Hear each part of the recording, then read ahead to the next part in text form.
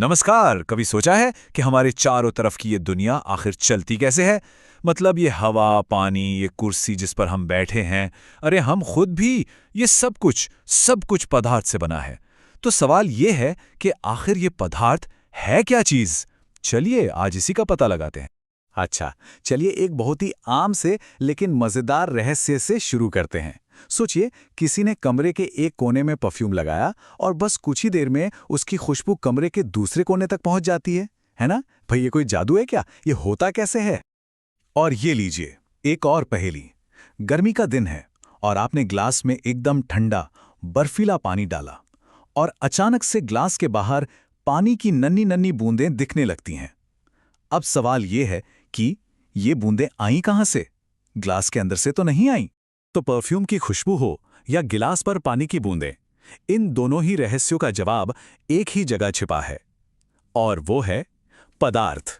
जी हां, सब कुछ इस पर टिका है कि पदार्थ यानी मैटर काम कैसे करता है। तो चलिए इस गुत्थी को सुलझाते हैं। तो फिर ये पदार्थ है क्या भला? देखिए, विज्ञान की भाषा में कोई भी ऐसी चीज जिसमें वजन हो, मतलब मास हो, और जो जगह घेरती हो, वो पदार्थ है। बहुत सिंपल है। ये किताब, ये पानी का ग्लास, अरे हवा भी जिसमें हम सांस लेते हैं, ये सब कुछ पदार्थ है। अब उन रहस्यों को सुलझाने के लिए हमें पदार्थ के 4 गुप्त नियम समझने होंगे। इन्हें आप सुराग भी कह सकते हैं। ये ऐसे नियम हैं जिन्हें इस ब्रह्मांड की हर चीज, हर पदार्थ मानता है। तो पहला नियम, पदार्थ बहुत ही ज्यादा मतलब अविश्वसनीय रूप से छोटे छोटे कणों से बना है। इतने छोटे कि इन्हें हम परमाणु या एटम्स कहते हैं।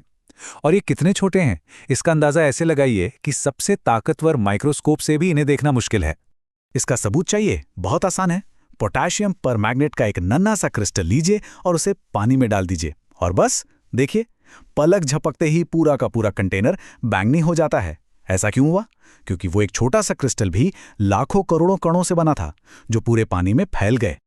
चलिए अब आते हैं दूसरे नियम पर, और वो ये है कि इन कणों के बीच हमेशा खाली जगह होती है। जी हां, स्पेस होता है।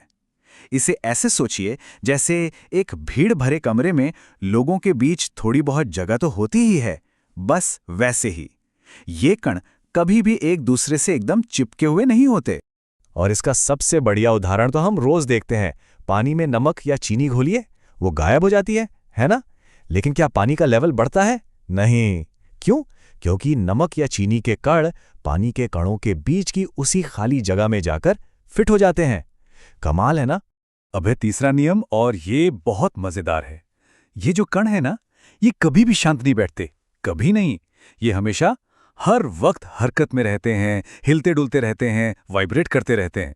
और इसी मूवमेंट की एनर्जी को कहते हैं काइनेटिक एनर्जी या गतिज ऊर्जा। और इसी लगातार मूवमेंट की वजह से एक प्रोसेस होता है जिसे कहते हैं विसरण यानी डिफ्यूजन। इसमें क्या होता है कि अलग अलग पदार्थों के कण अपने आप एक दूसरे में मिक्स हो जाते हैं। और यहीं पर हमें हमारे पहले रहस्य का जवाब मिल गया। जी हां, परफ्यूम की खुशबू इसी विसरण की वजह से पूरे कमरे में फैल जाती है। अब इसमें तापमान का भी एक बड़ा रोल है। जब हम तापमान बढ़ाते हैं तो इन कणों की काइनेटिक एनर्जी भी बढ़ जाती है और वो और भी तेजी से भागने लगते हैं। नतीजा, विसरण भी तेजी से होता है। यही वजह है कि गर्मा गर्म खाने की खुशबू दूर तक आती है, जबकि ठंडे खाने की खुशबू के लिए उसके पास जाना पड़ता है। और अब आता है हमारा चौथा और आखिरी नियम। ये कण बस ऐसे ही आवारागर्दी नहीं कर रहे हैं। इनके बीच एक खिंचाव होता है, एक आकर्षण बल। इसे आप एक अनदेखे गोंद की तरह समझ सकते हैं, जो इन्हें एक दूसरे से बांध कर रखता है। हाँ, लेकिन ये जो आकर्षण बल है ना, ये हर पदार्थ में एक जैसा नहीं होता। जैसे कि ठोस चीजों में, मान लीजिए बर्फ में, ये बहुत बहुत ज्यादा मजबूत होता है। द्रवों में, जैसे पानी में, ये ठीक ठाक होता है, मतलब मीडियम। और गैसों में, जैसे हवा या भाप में, ये बहुत ही कमजोर होता है। तो बस यही 4 नियम मिलकर बनाते हैं पदार्थ की वो 3 खास अवस्थाएं जिन्हें हम रोजाना देखते हैं: ठोस, द्रव और गैस, यानी सॉलिड, लिक्विड एंड गैस। अब जरा इस टेबल को देखिए, सब कुछ एकदम साफ हो जाएगा। ठोस चीजों का आकार और आयतन दोनों फिक्स होते हैं। क्यों? क्योंकि कण कसकर बंधे हैं। वहीं गैस का ना तो कोई फिक्स आकार होता है, ना ही आयतन। उसे जिस भी कंटेनर में डालो वो इसी में फैल जाती है। ये सारा खेल उन्हीं कणों के बीच की दूरी और उस आकर्षण बल का है। इसको समझने का एक बहुत ही मजेदार तरीका है। सोचिए, ठोस यानी सॉलिड है स्कूल की असेंबली की तरह। सब कण अपनी अपनी जगह पर एक लाइन में खड़े हैं। द्रव यानी लिक्विड है लंच ब्रेक। कण घूम फिर रहे हैं लेकिन हैं अभी भी स्कूल के अंदर ही। और गैस गैस है स्कूल की छुट्टी। सब कण आजाद हैं, हर दिशा में भाग रहे हैं। चलिए अब हम अपने दूसरे रहस्य को सुलझाने के बहुत करीब पहुंच गए हैं, वो ठंडे ग्लास वाला रहस्य। इसका राज छिपा है इस बात में कि पदार्थ अपना रूप बदल सकता है। जब हम पदार्थ को गर्मी देते हैं या उससे गर्मी निकालते हैं तो वो अपनी अवस्था बदल लेता है।